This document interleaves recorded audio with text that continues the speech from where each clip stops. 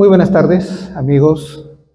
Vamos a tener este café filosófico con el tema prometido: el hombre, esencia y existencia. ¿No? Vamos a enfocar bien al hombre en su esencia, en lo que es, y en su existencia, es decir, en su propia historia. Entonces, esto le digo para poder tener presente por dónde vamos a ir. Entonces, el hombre, esencia y existencia. Empecemos pues por discernir este título, esencia y existencia. La palabra esencia es propia de la metafísica, dentro de ella de la ontología, que es el estudio del ser. La esencia es aquello que hace que una cosa sea lo que es y no otra cosa. Hay algo, por ejemplo, en la manzana que hace que sea manzana y que no sea otra cosa, como una naranja, por ejemplo. Así hay algo en el hombre que hace que el hombre sea hombre y no otra cosa, un caballo, por ejemplo, ¿no? Entonces, eso se llama esencia, aquello que hace que una cosa sea eso y no otra cosa. ¿Y qué es aquello que hace que el hombre sea hombre y no otra cosa? O sea, ¿cuál es su esencia? Su animalidad racional. El hombre es definido como animal racional. Animal como otros animales que nacen, crecen, se reproducen y mueren. Pero se diferencia específicamente de los demás animales por su racionalidad. Podríamos decir de modo sencillo que el hombre es un animal que piensa. También decimos de él que es un ser dotado de razón. Esta sería pues la esencia del hombre, un ser dotado de razón. Bien, estamos viendo y definiendo al hombre. Estamos viendo lo que es como ser diferente a los demás seres. Estamos viendo su esencia. Pero sabemos que ese hombre al que estamos refiriéndonos, ese animal racional, se abre al mundo y construye dentro de él su existencia. Hace su propia historia a través de elecciones libres.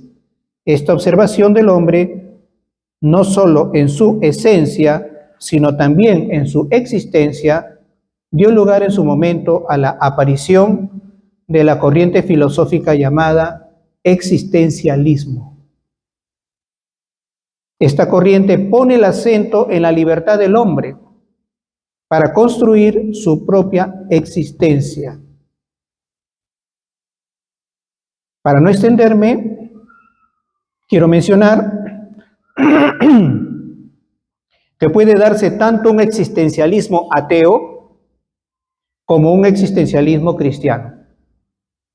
En el primer caso es el hombre quien elige por sí mismo qué hacer de su vida, sin referentes divinos que condicionen su libertad, porque la libertad es clave en el existencialismo.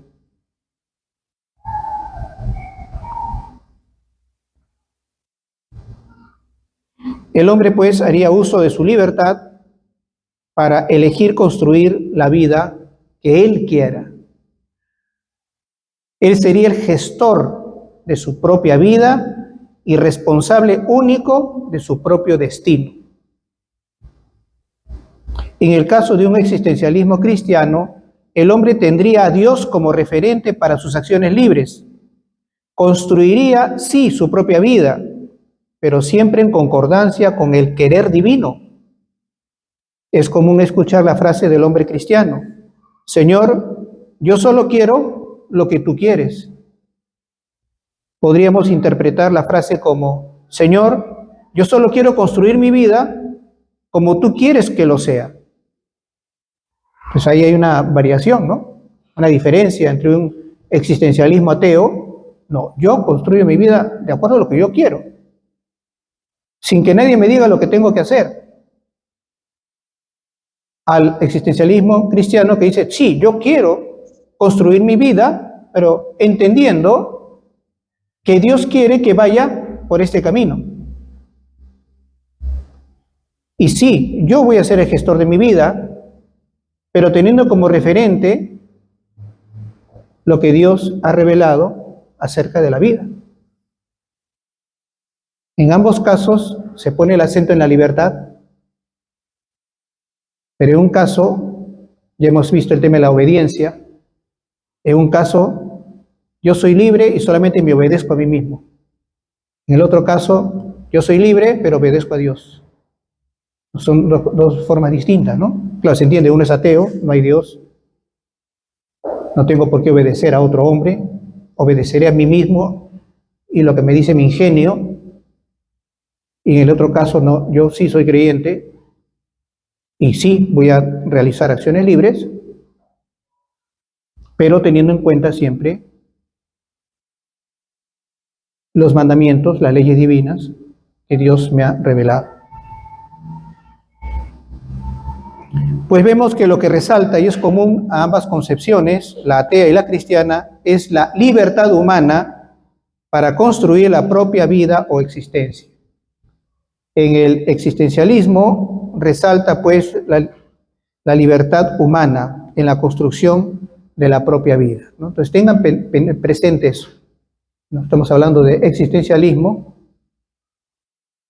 y allí lo que resalta es la libertad humana. Dicho todo esto a modo de presentación, paso a hacer la siguiente reflexión, anticipándoles que es mi pensamiento y que no voy a hablar desde la fe, sino desde la razón, como acostumbro en estos cafés. No estoy diciendo que soy original, simplemente digo que es lo que yo pienso como otros también piensan igual que yo. No quiero ser yo original, no pretendo serlo. No hay nada nuevo bajo el sol. En el hombre debe reconocerse ciertamente una capacidad para construir su propia existencia, pero también que esa construcción la debe hacer a partir de su esencia, por eso esencia y existencia. Yo construyo mi vida, construyo mi existencia, teniendo en cuenta cuál es mi esencia. De acuerdo a lo que yo soy y puedo, construyo mi existencia.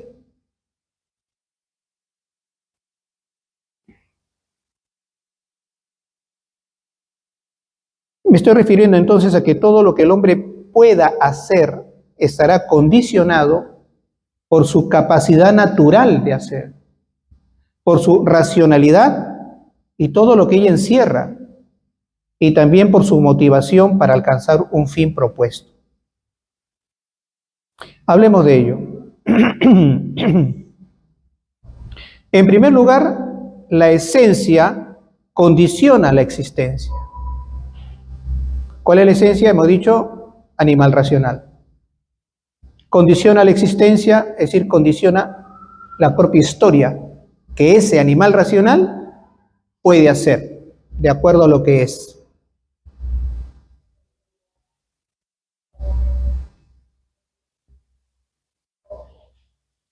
Hemos hablado de la racionalidad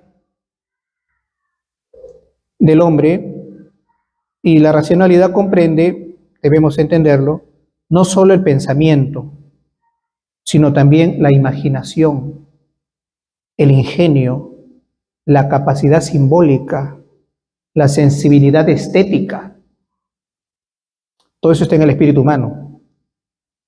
Todo eso está en la racionalidad. O sea, el hombre es un ser muy rico en potencias, muy rico en capacidades, muy rico en aquellas capacidades que le ayudan a ir hacia la realidad que se le muestra afuera. El hombre se encuentra con el mundo, se encuentra con la realidad y ve la necesidad de responder ante ella. Para eso hace uso de su racionalidad, porque es animal racional. El otro animal es distinto, tiene instintos y está con el estímulo-respuesta nada más, ¿no? No va más allá de ello. El hombre se enfrenta al mundo con su racionalidad, con sus capacidades contenidas en esa racionalidad, se enfrenta al mundo con la inteligencia, se enfrenta al mundo con la imaginación, se enfrenta al mundo con su capacidad simbólica, se enfrenta al mundo con su capacidad estética o su sensibilidad estética, que le lleva justamente a conocer lo bello que existe fuera de él y también dentro de él, ¿no? ¿Y por qué le digo todo esto? Porque esa esencia tan rica que tiene le va a ayudar a construir su existencia, ¿no? Le va a llevar a construir su existencia. Si vemos la historia de la humanidad, vemos cómo el hombre ha construido su existencia a través de su esencia, ¿no? Y tenemos obras humanas que inclusive han quedado vamos a decir, en el patrimonio, ¿no? Como patrimonio de la humanidad, ¿no? Ese haber construido su vida, por ejemplo, lo encontramos en los utensilios que ha utilizado para su vida doméstica, lo encontramos en las obras propias de su capacidad de crear belleza. Tenemos lindas construcciones dedicadas a Dios, templos paganos, templos cristianos. Tenemos lindas construcciones, por ejemplo, para las personas de la nobleza, ¿no? Palacios, ¿no? Antes castillos, ¿no? Palacios. Tenemos diferentes obras de arte, como la pintura, por ejemplo. Tenemos también poesías que hace siglos se escribieron y las seguimos leyendo, ¿no? Tenemos captación del mundo, de la filosofía, y ha habido varios filósofos que han dejado, ¿no? Toda esa riqueza, todo eso, ellos han construido su existencia con otros, ciertamente, porque el hombre es un animal social, lo hemos dicho, ¿no? Entonces, es un ser social, al que no le gusta decir animal, al hombre, ¿no? Pero es un ser social que ha construido su propia existencia siempre con otros, ¿no? Y es así como podemos ver que el hombre, teniendo la misma esencia, construye su existencia, y no todas las existencias son iguales. No todas las existencias son iguales. No todas las historias son iguales. Entonces decíamos que, en primer lugar, la esencia condiciona la existencia.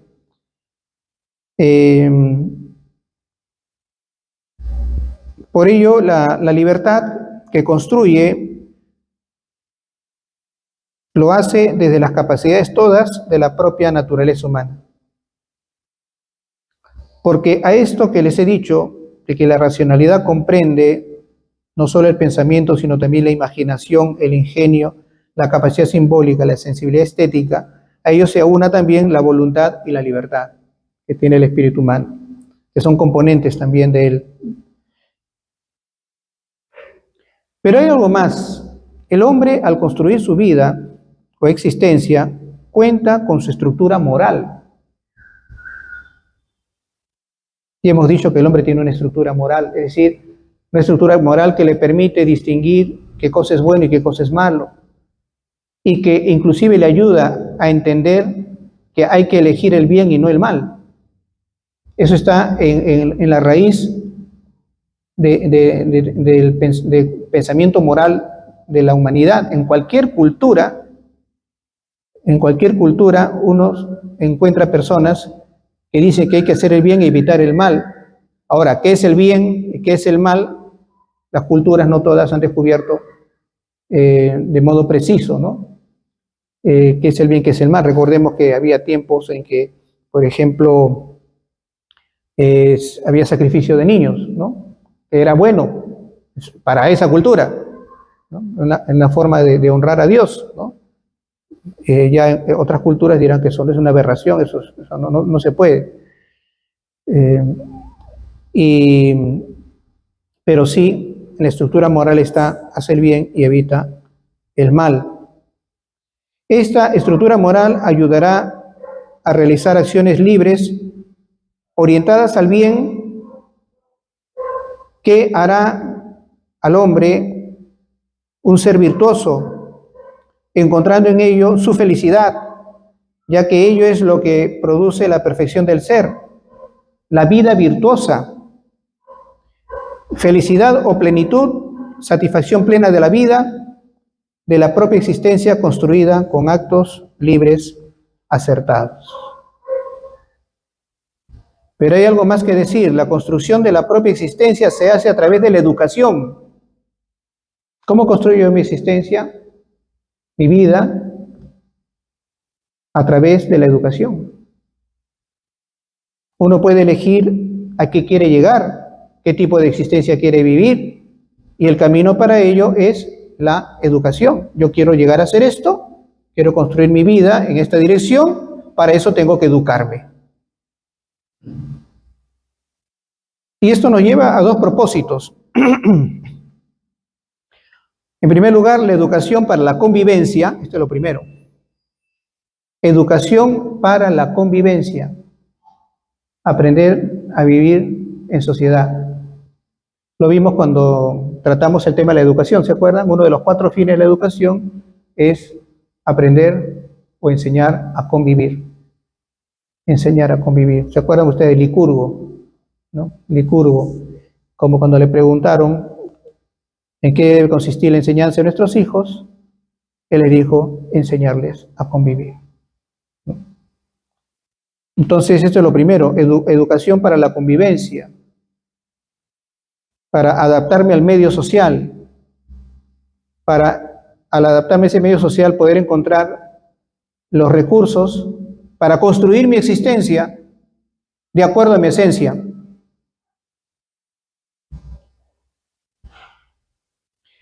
Y luego tenemos, en segundo lugar, la educación para el desarrollo personal.